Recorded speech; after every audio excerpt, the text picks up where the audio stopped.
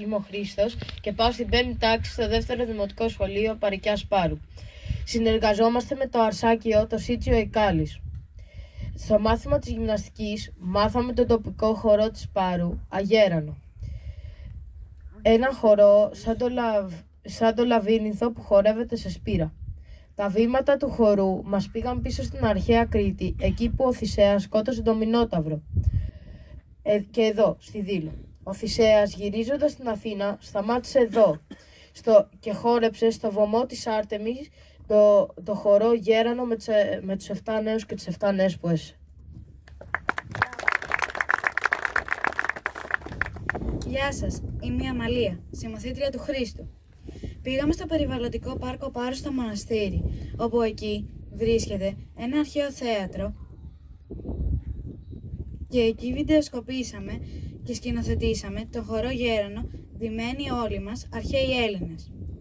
Αυτό το βίντεο το στείλαμε στους συμμαθητές μας στο Αρσάκιο Εκάλης της Αθήνας, που το χρησιμοποίησαν για την παράσταση που έκαναν το φανταστικό ταξίδι του Καρομένικου. Χορεύοντας τη σπήρα το χορό Γέρανο, θυμίζαμε τη σπυροειδή μορφή του γαλαξία μας.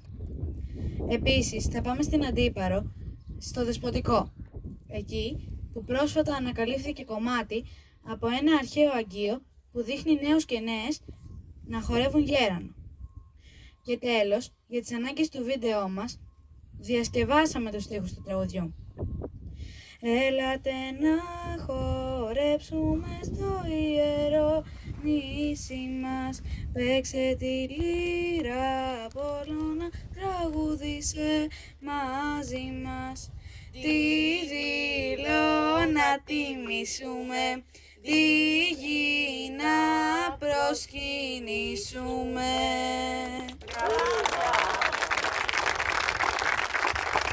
Σας ευχαριστούμε πάρα πολύ, παιδιά, αλλά νομίζω ότι έχετε και ένα μήνυμα. I think they have a message for you. So can I ask you? Can you please turn around?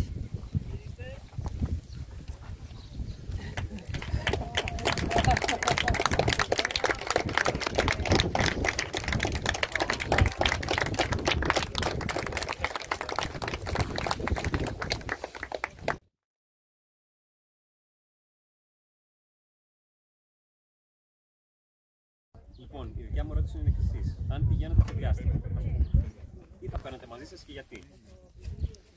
Σκεφτείτε λίγο ότι όποιος έχει ιδέα ξεκινάει. Αν πηγαίνετε αύριο στο διάστημα. Ωραία. Επόμενο. Βεβαίως. Κάτι που θα έμοιαζε με τις πέτρες της Ελλήνης, ώστε να δω τις διαφορές που θα έχουν. Θα το έβριτε συγκριτικά.